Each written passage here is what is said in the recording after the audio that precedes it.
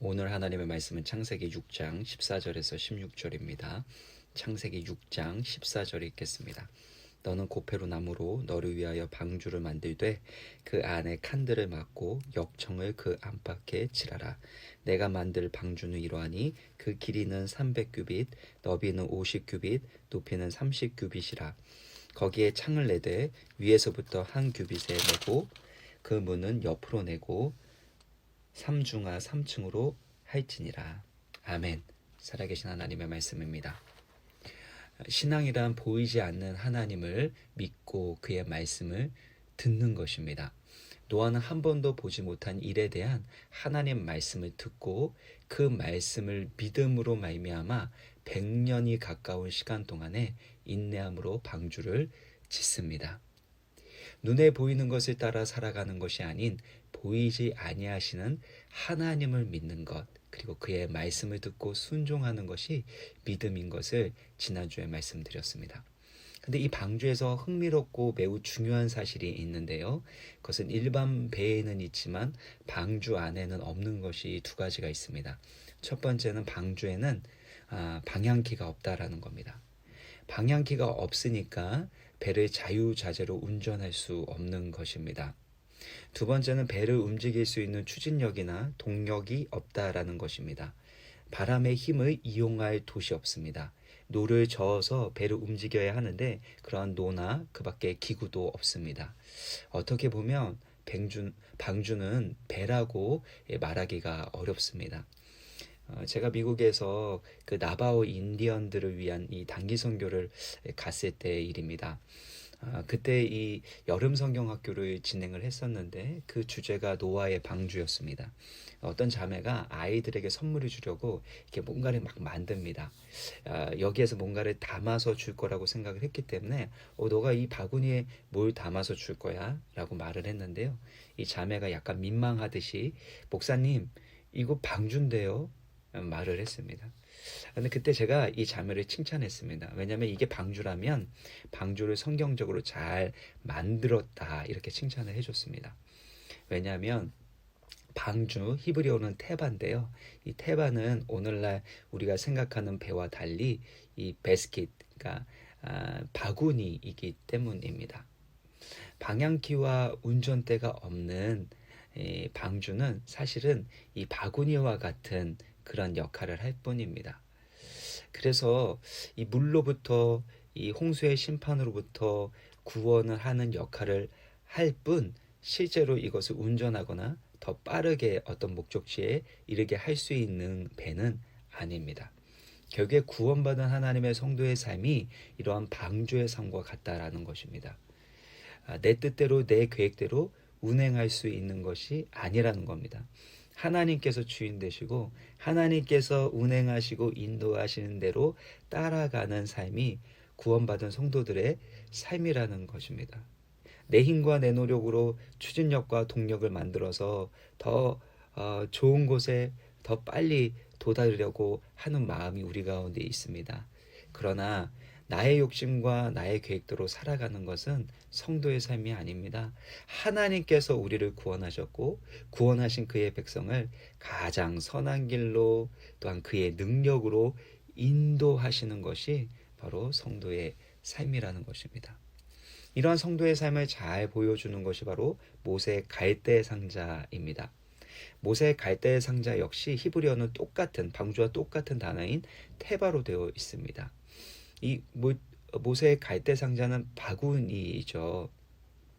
왜 이 바구니에 모세를 담았습니까? 또 똑같이 방주와 같이 이 갈대 상자에도 역청을 발라서 물이 들어오지 않게 했습니다. 결국엔 모세를 이 물에서 건져내기 위하여 살리기 위해서 이 갈대 상자를 만들었고 모세를 거기에 누였던 것입니다. 이집트의 바로 왕이 이스라엘의 남자 아이들을 모두 다 나일강에 던져 죽이려고 했습니다. 그때 모세의 어머니 요게벳은 모세를 살리기 위해서 이 갈대 상자, 역청을 바른 구원을 상징하는 갈대 상자에 모세를 담아서 나일강에 떠나 보냅니다. 이 어머니의 심정이 얼마나 안타깝고 얼마나 절박했을까요? 이 사랑하는 아들이 누구에게로 갈 것인가? 혹시 잘못된 길에 빠지게 되면, 흘러가게 되면 악어의 먹이가 될 수도 있고, 아니면 아이가 배고파 죽을 수도 있는 거 아니겠습니까? 그래서 요게벳은 이 자기의 딸, 그러니까 모세의 누나죠, 미리암을 통해서 갈대 상자가 어디로 흘러가고 있는지를 관찰하게 합니다. 이 갈대 상자가 떠내려가는 모습들을 한번 상상해 보십시오. 어느 곳으로 갈까? 이 풀에 막히다가 저기에 막히다가 또 이렇게 흘러가다가 결국에는 어디로 도착했습니까? 바로의 딸, 이집트의 공주에게로 도착하게 된 것입니다. 말 그대로 이 모세의 이름의 뜻은 물에서 건짐을 받은 자, 물에서 건짐을 받은 자라는 뜻인데요. 물에서 건짐을 받았을 뿐만 아니라 바로의 아들로, 바로의 딸의 아들로 모세는 양육을 받게 됩니다. 그 놀라운 것은요, 이 젖먹이는 유모를 이 바로의 공주가 찾게 되는데, 이때 미리암이 가서 모세의 어머니가 유모가 되어서 이 아이 젖을 먹일 수 있습니다라고 이야기를 합니다. 그래서 이게 놀라운 하나님의 섭리고 은혜인데요.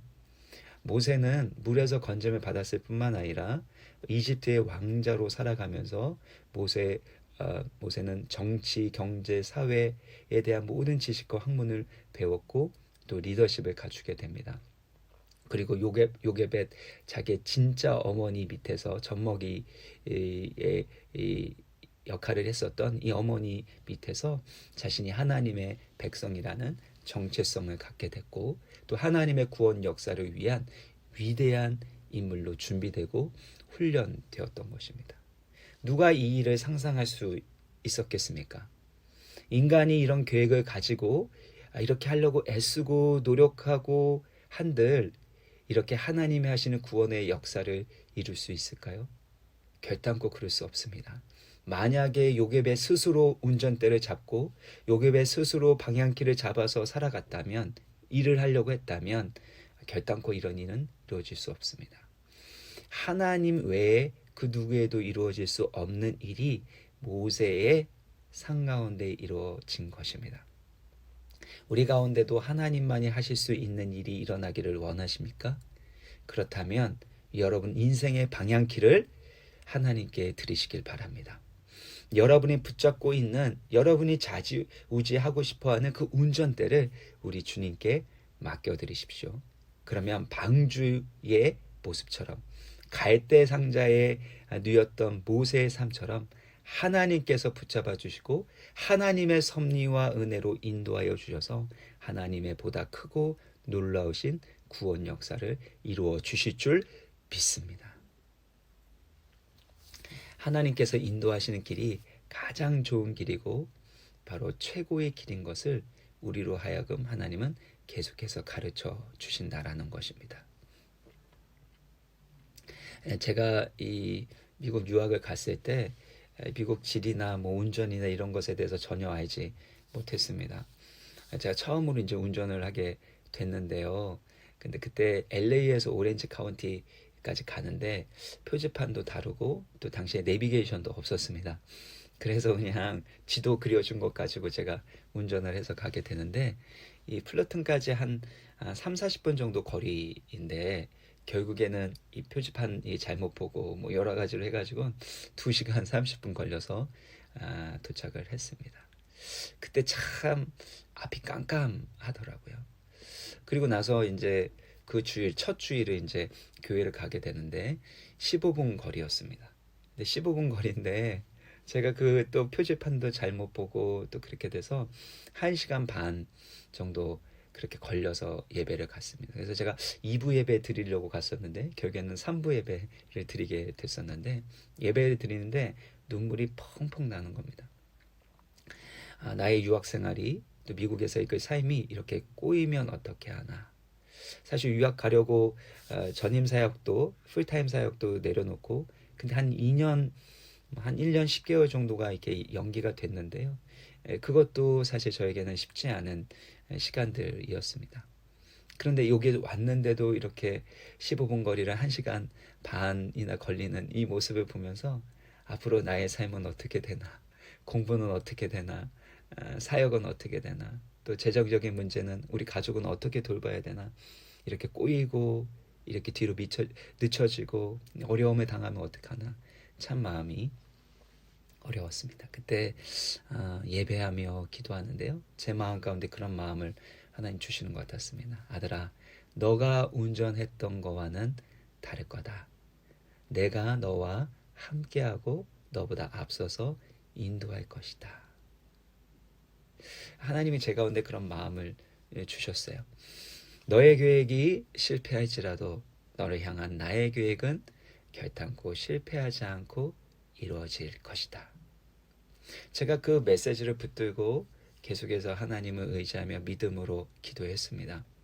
근데 그때 한 달 만에요, 제가 사실 정말 청년 사역 하고 싶었는데 그게 간절한 기도 제목이었는데 한 달 만에 이 청년 사역을 할 수 있게 되었고, 사실 유학생으로서 공부도 하면서 그 대학부 공동체 사실 80명에서 100명 가까운 그 공동체를 제가 맡아서 설교도 하고 제자 훈련도 시키며 그렇게 사역할 수 있는 아주 특별한 은혜와 또 기회를 얻게 되었습니다. 제가 계획하고 노력한 게 없습니다. 제가 방향키를 잡고 조종해서 그렇게 좋은 사역지로 간 것도 아니고, 사실 유학을 가려고 제가 나름대로 빨리 가려고 노력하고 애썼는데 하나님은 그렇게 저를 인도하시지 않으시더라고요. 결국에 나의 삶의 주인 되시는 분이, 선한 목자 되시는 분이 바로 예수 그리스도인 것을 저에게 가르쳐 주시고 또 깨닫게 하여 주시고, 실제로 그 삶의 열매들과 결과를 통해서 증거해 주셨다라는 것입니다. 제가 FNC를 만나고 FNC를 위하여 말씀을 전하고 기도할 수 있는 것도요, 이 노아의 방주처럼 갈대 상자처럼 그냥 둥둥둥 떠내려 가다 보니까 물 흐르듯이 이 일들이 이루어진 것을 고백하지 않을 수가 없습니다. 만약에 제가 제 운전대를 잡고 이런 계획을 세우고 했다면 과연 여러분을 만났을까요? 결단코 그렇지 않습니다. 저의 삶의 운전대는 하나님이 붙잡아 주셔야 하는 것입니다. 하나님이 인도하시면 물 흐르듯이 그렇게 둥둥둥 떠서 정말 순리대로 물 흐르듯이 인도함을 받게 된다라는 것입니다. 방주는 예수 그리스도와 그의 십자가와 부활의 구원을 상징하고 있습니다. 갈라디아서 2장 20절 말씀, 전 너무 소중하게 여기는 말씀인데요. 내가 그리스도와 함께 십자가에 못 박혔나니 그런즉 이제는 내가 사는 것이 아니요 오직 내 안에 그리스도께서 사시는 것이라. 이제 내가 육체 가운데 사는 것은 나를 사랑하사 나를 위하여 자기 자신을 버리신 하나님의 아들을 믿는 믿음 안에서 사는 것이라. 내가 예수 그리스도와 함께 십자가에 못 박혀 죽었다라는 것입니다. 옛사람, 내가 주인 되고 내가 운전대를 잡으려고 했었던 그 옛사람은 그리스도와 함께 죽었고 이제는 내 안에 그리스도께서 사신다라는 것입니다. 그 예수 그리스도를 믿는, 나를 위하여 죽으시고 부활하신 내 안에 살아서 역사하시고 나를 인도하여 주시는 예수 그리스도를 믿는 믿음으로 살아가는 것이 바로 믿음의 삶이고 성도의 삶이라는 것입니다. 그러므로 나보다 더 크고 선하신 계획을 가지고 계신 하나님을 신뢰하시길 바랍니다.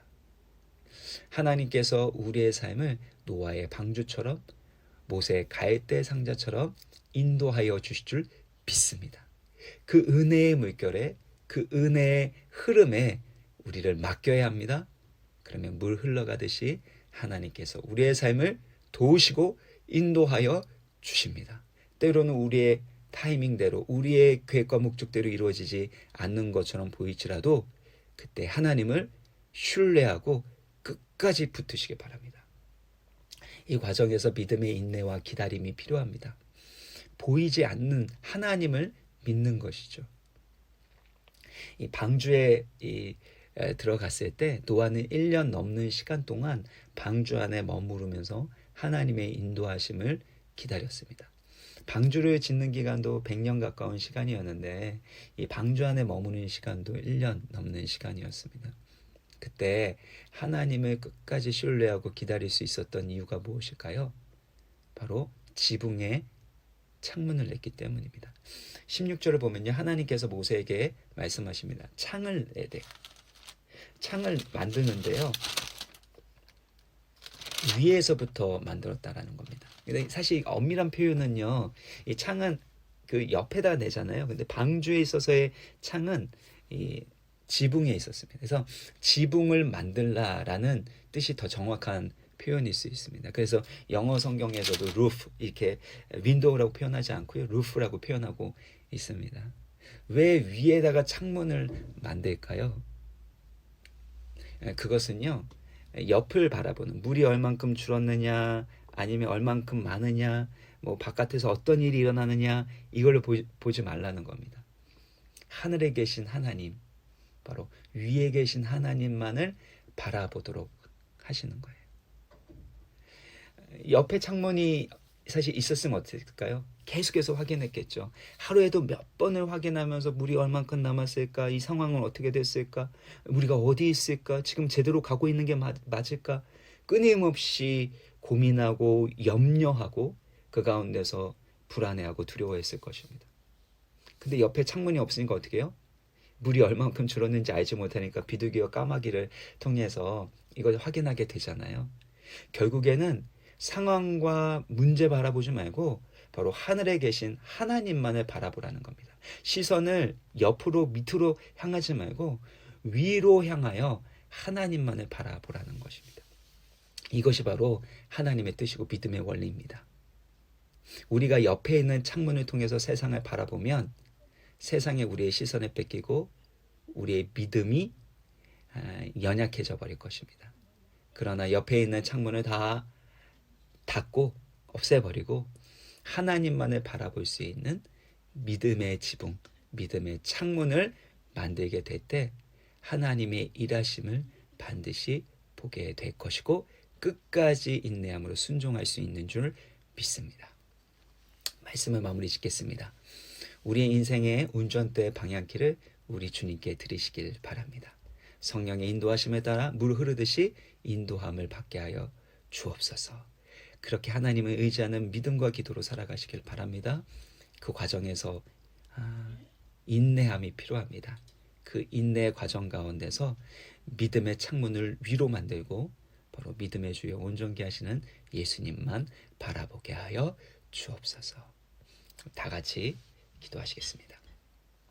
살아계신 하나님 아버지, 우리의 인생 가운데 때로는 힘들고 어려운 일이 있을지라도 그 상황에서 내가 운전대를 잡고 내 욕심과 내 계획대로 살아가는 삶이 아닌 하나님이 운전대를 잡아주시고 하나님께서 인도하여 주시는 바로 예수 그리스도가 내 안에 사셔서 주인 되어 주시는 참된 믿음의 길을 걸어가게 하여 주옵소서.